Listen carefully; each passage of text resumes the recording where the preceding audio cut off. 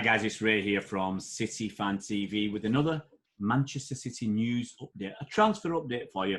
And if you're watching the live stream I did last night, you might remember I mentioned a player called Joelson Fernandes and that we'd apparently been linked with him and were willing to pay his release clause.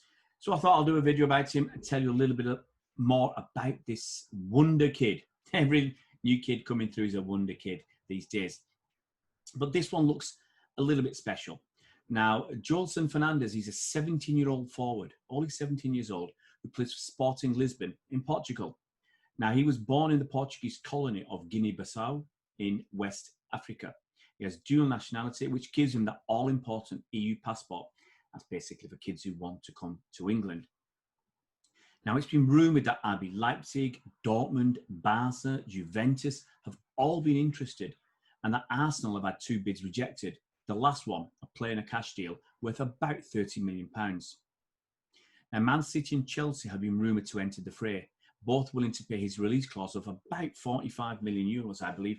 That's around £40 million. Now, that's a heck of a lot of money for a kid that's only made 4 senior appearances, totalling 63 minutes. So what's made some of Europe's top clubs and Arsenal so interested in this ever so talented yet diminutive kid? Well, he's a forward who seems happy playing on either wing. Blessed with blistering, mesmerising pace, he's tricky, skillful, and just loves to play with the ball at his feet. He's wriggly and wiry, and he's got plenty of cheeky tricks and skills, some more suited to exhibition games rather than professional football. And for me, he's a bit like a raw Ronaldo in that respect. He's got so many tricks that he just needs to know when to use them and not overuse them, like Ronaldo used to do at a similar age. Victor Espadina said of him, "Don't forget his name. I saw him play at the academy and he always wanted to dribble, leaving his opponent sitting on the floor. It's the kind of extreme skill which hasn't been seen for a long time. A new Paulo Futre."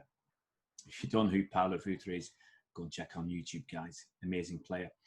So, who can afford him? And is he really worth £40 million?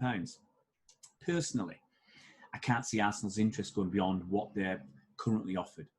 They're struggling financially, having missed out on the much-needed financial windfall of the Champions League. And would they really sign a 17-year-old forward for £40 million when their defence needs urgent attention?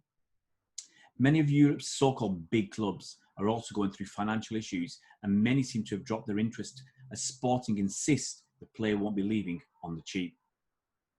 Both Chelsea and City would appear to have the financial might to construct a deal around the release clause of £40 million, but that's still a lot of money to pay for a raw and untested talent. It's a frightening amount of money to pay just for potential. You need to be able to see more than that in a kid. But City have been here before. Back in about 2016, we wanted 17-year-old Kylian Mbappe, and we're willing to pay about 35 to 40 million pounds for him. But Monaco knew they had a gem on their hands, and they stood firm. Then he had his breakout season, and his value skyrocketed to the 180 million pounds PSG eventually paid for him.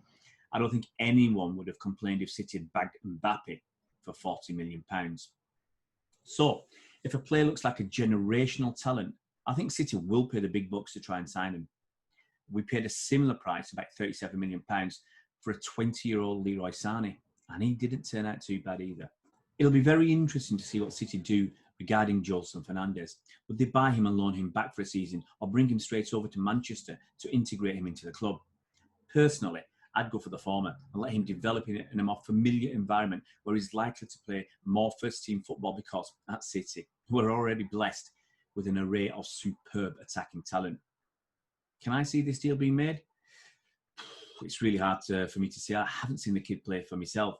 Obviously, there's a risk that, like so many overhyped youngsters, he won't make the grade, but it's always exciting to be linked with exceptional young talent.